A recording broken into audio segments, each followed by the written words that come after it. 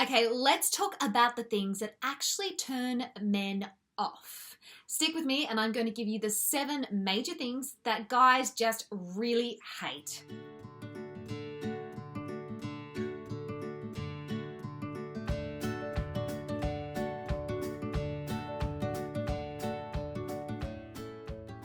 Hey everyone, welcome back to my YouTube channel. Excited to have you here again. I'm a professional dating and relationship coach and I coach thousands of people around the world. I even coach men, and that's why I'm excited to bring you this video, because I'm not just making this stuff up. I literally have coached men from age 19 through to 65, okay? So I understand how they work and I have the direct answer from their mouth. So if you want to know more, then make sure you subscribe to my YouTube channel, because every week I'm putting out videos. Well, mostly every week. Sometimes I skip a few weeks because I get busy and stuff. But I am always aiming to bring you ladies the best sort of resource that I possibly can, so that you can have incredible relationships, so that you don't have to keep trying to work it out by trial and error, but so you can understand men, understand love, and then build the type of relationship that you want into your life.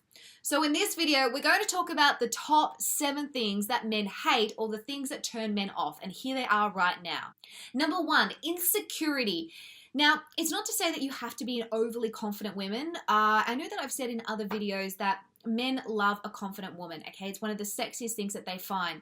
This isn't about feeling that you need to be this woman who could just walk into the room and own it and flick your hair and be all gorgeous, okay?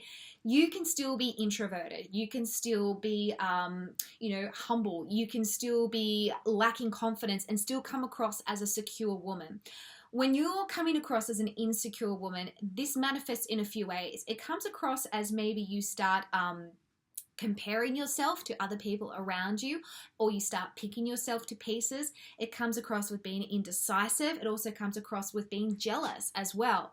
And a guy wants to know that the woman that he's dating is a woman who actually knows her identity. She has her purpose. She's someone where she doesn't feel that she needs to compete with other women. And let's face it, girls, that is totally exhausting trying to do that anyway. Make sure that you are able to identify maybe where you have some insecurity. Are you someone that constantly comes across as a really jealous sort of person, so he doesn't feel that he can build trust with you? Or are you someone who's constantly comparing yourself to other women in the room, so he feels, well, hang on a second, why aren't you able to just recognize your own beauty? And so he constantly feels that he has to try and reinforce that into you, and then that becomes a chore rather than something that he wants to do, because he sees how beautiful that you actually are. Number 2, being too available. Hands down, girls, the number 1 thing that you can ever know is never be 100% available to a man. This isn't about playing games, before you guys all jump on board and start accusing me. This is about understanding that you have to be your own person outside of him. And if you are your own person outside of him, with your own purpose, your own identity, your own life, your own social circle of friends, then you won't actually be able to be 100% available, because you have your own life going on, and that also requires your attention. Obviously, it helps create chase in a relationship as well. If you are too available, where basically you say yes to everything that he asks you to do, you change all your plans to suit him, you become a little bit of a doormat, and basically you just turn into this yes woman who just follows him around like a puppy dog, he's going to be completely turned off. Number 1, because you haven't created chase, and number 2, he's going to see that you really struggle with your own identity outside of him, which will put a lot of pressure on him to feel that he has to fulfill you in the relationship. Number 3, this is the flip side, when you come across too aggressive. Now, I have a lot of successful women that I coach, and I'm talking about women that have, multi-million-dollar businesses, they're CEOs, they're like these fabulous queens, okay? And they always say, Renee, why is it that men run from me? I'm this strong, amazing, courageous woman. I am independent. Isn't that what men want? Why then are they not attracted to me? Well, basically, girls, there's always going to be a balance of masculine and feminine energy in a relationship. And if you take on his role, which is trying to do everything all the time, organize all the time, make all the decisions, open the door yourself, then he's going to feel that he has no role in that relationship. I think it's important in a relationship to be able to obviously not be a doormat and not always say yes, to say what your opinions are and to remain independent. But you have to remember that if you don't create a role for him in that relationship, then he's going to wonder why he should be in it in the first place.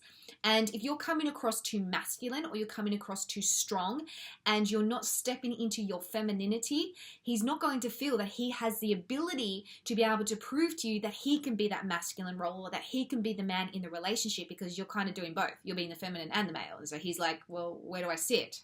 Number 4, when you're high maintenance. Now, this might also be counted as when you are coming from a place of ego or you're self-entitled. And I have a lot of guys, like I'm talking a lot, too many in fact, okay, come to me and they say, Renee, I feel that women just have this self-entitled sort of attitude that because we're in a time where obviously women are coming into more power, we've got a lot of feminism, women's rights and everything like that, equal pay, that they're stepping into this role where because I'm a woman, you should do this for me, you should serve me, you should make the effort, and I'm just going to sit back and be the queen. I'm all for being a high value woman, but there is a difference between being self-entitled and having an attitude of self-entitlement and knowing your worth or your self-worth as such, okay? And if you are high maintenance, he's not going to want to keep investing into you, because basically he's going to see that you're going to take up too much time and energy, and he's not going to feel that he can ever do enough to be able to please you. Number 5, indecisiveness. Ladies, okay, it's important for a guy to take charge on a date, okay, or in a relationship. I think it makes him feel like he's the man, and, you know, we like a guy with a plan, and we like a guy who's able to take charge and lead us. But you need to also somehow show that you're a woman who can also make her own decisions, that you can also be decisive. If you go on a date and a guy says to you, okay, well, what restaurant do you want to go to? And you're just like, I don't know. Do you want to go to this one? Oh, yeah. But what about this one? Oh, yeah.